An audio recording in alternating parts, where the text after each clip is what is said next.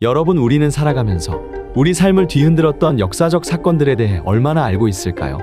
손에 태극기를 들고 대한독립 만세를 외치던 평범한 사람들이 모였던 3.1운동에 대해 이야기해보려고 합니다. 1919년 3월 1일 서울의 탑골공원에서 시작된 작은 움직임이 어떻게 전국을 뒤흔들고 세계를 놀라게 한 것에 대한 외침으로 변할 수 있었을까요? 이 이야기는 단지 과거의 일이 아닙니다. 오늘 우리가 누리고 있는 자유와 자부심, 그 모든 것의 시작을 만든 역사입니다. 그리고 그날의 숨겨진 진실 속에는 우리가 잊지 말아야 할 중요한 메시지가 담겨 있죠. 35년의 긴 억압 속에서도 조선인들은 어떻게 자신들의 자존심을 지키며 독립을 외칠 수 있었을까요? 오늘 우리는 그날의 외침과 숨겨진 이야기들을 함께 파헤쳐 보겠습니다. 1919년 3월 1일 서울의 탑골공원은 평소와는 다른 긴장감으로 가득했습니다. 공원으로 수천 명의 사람들이 태극기를 손에 들고 모였고, 정재용 선생이 독립선언서를 낭독하자 태극기를 들고 대한독립 만세를 외치며 거리로 나섰습니다. 만세운동의 외침은 단순한 구호가 아니라 35년의 억압 속에서 꺼지지 않은 희망과 자유에 대한 열망을 담은 외침이었습니다. 그렇다면 왜 1919년 3월 1일에 일어났을까요? 3.1운동이 일어나기까지는 몇 가지 중요한 배경이 있었습니다. 당시 제1차 세계대전이 끝난 직후로 세계가 새로운 질서를 맞이하던 시기였죠. 특히 미국의 윌슨 대통령이 주창한 민족 자결주의는 전 세계의 약소 민족들에게 큰 희망을 주었는데, 많은 나라들이 이 원칙을 기반으로 독립을 쟁취하기 시작했고, 조선인들 역시 이 흐름 속에서 독립에 대한 기대감을 품게 되었죠. 하지만 조선의 현실은 정반대였습니다. 일본은 조선을 철저히 억압하며 경제적 착취를 강화했고, 민족의 정체성을 지우기 위해 문화와 언어까지 탄압하고 있었죠.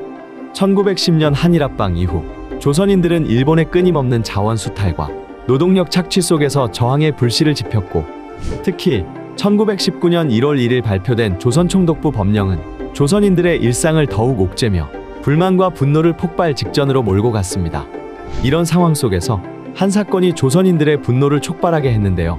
바로 평소 건강했던 고종의 사망 소식이었습니다. 황제의 혀와 치아가 다 타 없어지고 온몸이 퉁퉁 부어 주검으로 발견이 되었다는 기록에서도 알 수 있듯이 일제에 의한 독살 의혹이 강하게 제기된 죽음이었습니다. 고종 황제가 독살당했다는 소문은 조선 반도에 퍼져나갔고, 단순한 서거가 아니라 일본의 강압적인 식민 통치에 대한 저항의 상징으로 여겨졌습니다. 조선인들은 고종의 죽음을 애도하며 민족의 단결과 독립에 대한 의지를 다지기 시작하면서 민족적 분노와 국제적 변화가 맞물리며 3.1운동이 탄생했습니다.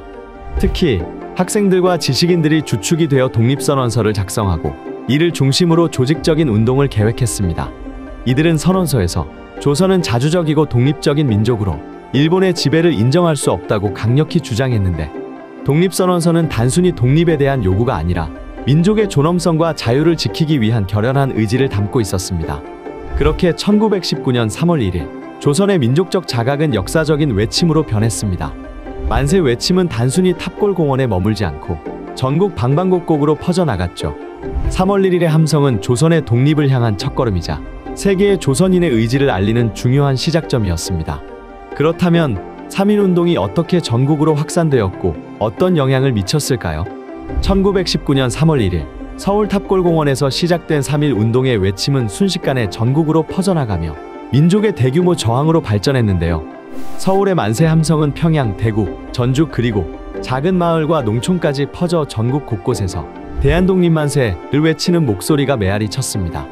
특히 3.1운동의 특징은 특정 계층이나 세대에 국한되지 않고, 학생들은 물론 농민, 노동자, 상인, 종교인, 그리고 평소에 목소리를 내기 힘들었던 여성들도 독립운동에 적극 참여하며 중요한 역할을 했습니다. 여기서 대표적인 인물이 유관순 열사이며 일제의 고문을 받았음에도 끝까지 항거했죠. 이로써 3.1운동은 조선 민족 전체가 하나로 뭉친 강력한 저항의 상징이 되었습니다. 하지만 일본의 대응은 또한 잔혹했는데요. 3.1운동을 진압하기 위해 군과 경찰을 동원한 일본은 폭력과 학살을 자행했습니다. 특히 제암리 학살 사건은 일제의 잔혹함을 여실히 보여줍니다. 경기도 화성의 제암리에서 일본군은 민간인들을 교회에 모아놓고 방화를 저지르며 무고한 생명을 앗아갔는데요. 이 사건은 일본의 억압이 단순한 진압을 넘어선 폭력적이고 비인도적인 행동임을 보여주는 대표적인 사례로 남아 있습니다. 수많은 조선인들이 체포되어 고문을 당하거나 투옥되었고, 수천 명이 목숨을 잃었지만 조선인들은 일제에 굴하지 않았습니다. 3.1운동의 참여자들은 비폭력 정신을 유지하며 끝까지 독립을 외쳤으며 조선의 내부로 확산되어 일본의 식민 통치에 강력한 타격을 입혔습니다. 일본은 조선을 더 강압적으로 통치하려 했지만 3.1운동으로 인해 국제사회에서도 일본의 식민 지배에 대한 비판의 목소리가 높아졌고 당시 독립운동가들에게 새로운 희망과 동력을 제공했습니다. 독립운동가들은 3.1운동의 함성을 기반으로 해외로 나가 더 체계적인 독립운동을 펼치기 시작합니다. 그렇다면 3.1운동 이후 조선과 해외에서의 독립운동은 어떻게 발전했을까요? 3.1운동의 함성은 조선 땅에만 머물지 않았습니다. 조선뿐만 아니라 국경을 넘어 해외로 퍼져나갔고 독립운동의 새로운 장을 여는 기폭제가 되었죠. 만세운동의 소식이 전 세계에 전해지며 해외에 있던 조선 독립운동가들도 활발히 움직이기 시작했는데 특히 상해에서 설립된 대한민국 임시정부는 해외 독립운동의 중심 역할을 하게 되면서 조선의 독립을 국제사회에 알리기 위해 외교적 노력을 강화하기 시작했습니다. 김구 선생을 비롯한 임시정부의 지도자들은 독립운동의 정당성을 알리기 위해 국제회의에 참석하고 외교 문서를 통해 일본의 식민 통치의 부당함을 전 세계에 호소했습니다. 단순히 독립을 요구하는데 그치지 않고 민족의 자존심을 지키기 위한 구체적인 방안을 마련하며 독립운동의 방향을 이끌어갔습니다. 한편 만주와 연해주에서는 무장투쟁이 본격적으로 시작되었는데 대표적인 봉오동 전투와 청산리 전투가 조선 독립군이 일본군에 큰 타격을 준 상징적인 전투였죠. 특히 김자진 장군이 이끄는 독립군은 청산리에서 일본군과 맞서 싸워 대승을 거두며 조선인들이 결코 굴복하지 않는다는 메시지를 강하게 전했습니다. 이 전투들은 단순한 군사적 충돌을 넘어 독립을 위한 무장투쟁의 가능성을 보여준 중요한 사건으로 기억되고 있습니다. 또한 미국과 유럽에서도 독립운동이 활발히 진행되었습니다.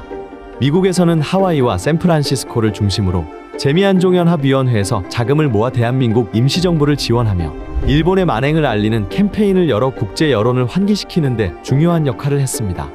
유럽에서는 파리 강화회의에 조선 대표로 파견된 독립운동가들은 조선의 독립을 주장하며 국제사회의 주목을 끌기 위해 노력했죠.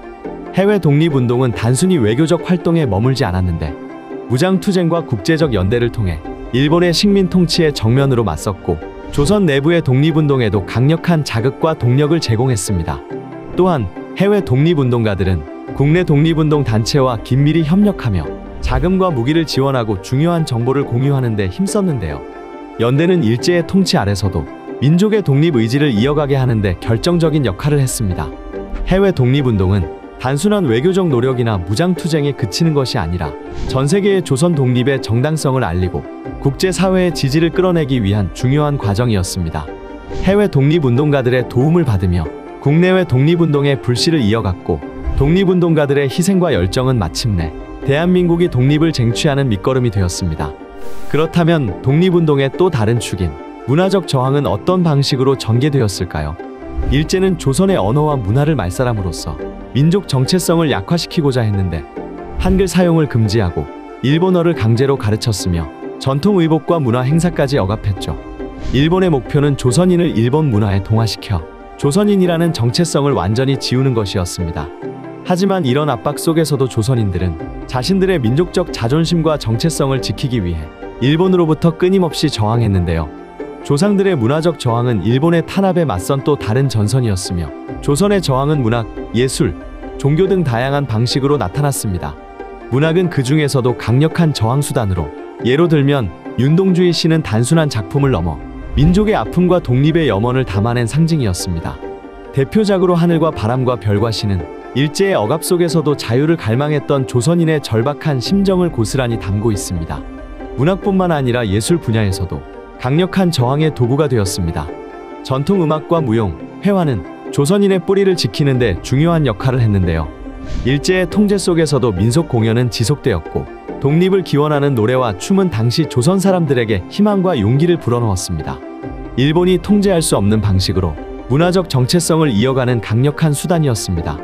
종교적으로도 역시 일본의 문화적 압박에 맞서 끊임없이 저항했습니다.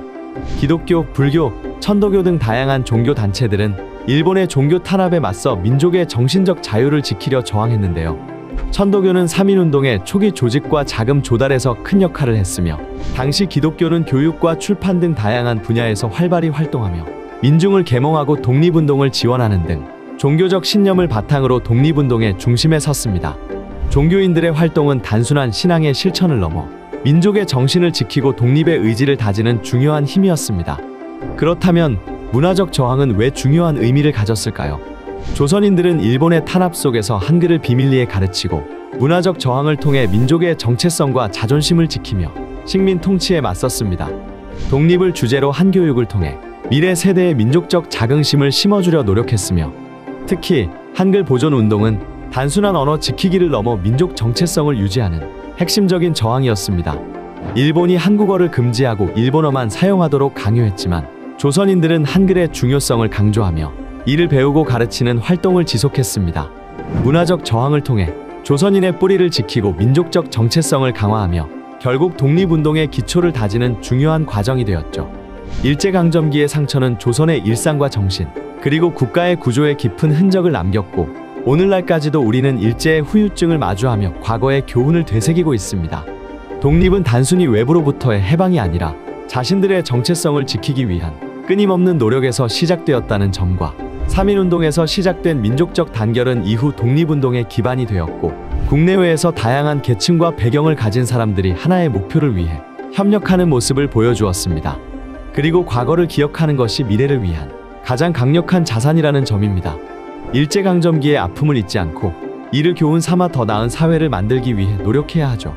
우리가 과거의 상처를 직시하고 극복하려는 노력을 멈추지 않을 때 일제의 상처는 단순한 고통이 아니라 우리의 정체성을 강화하는 자산이 될 것입니다.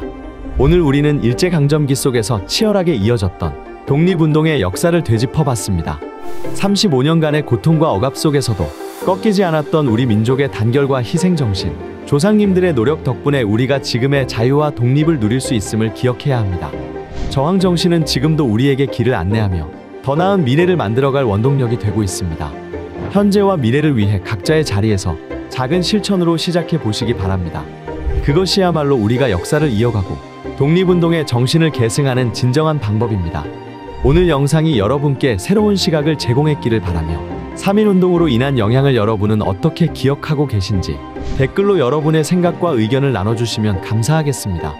다음 영상에서 더욱 깊이 있는 이야기로 찾아뵙겠습니다. 시청해 주셔서 감사합니다.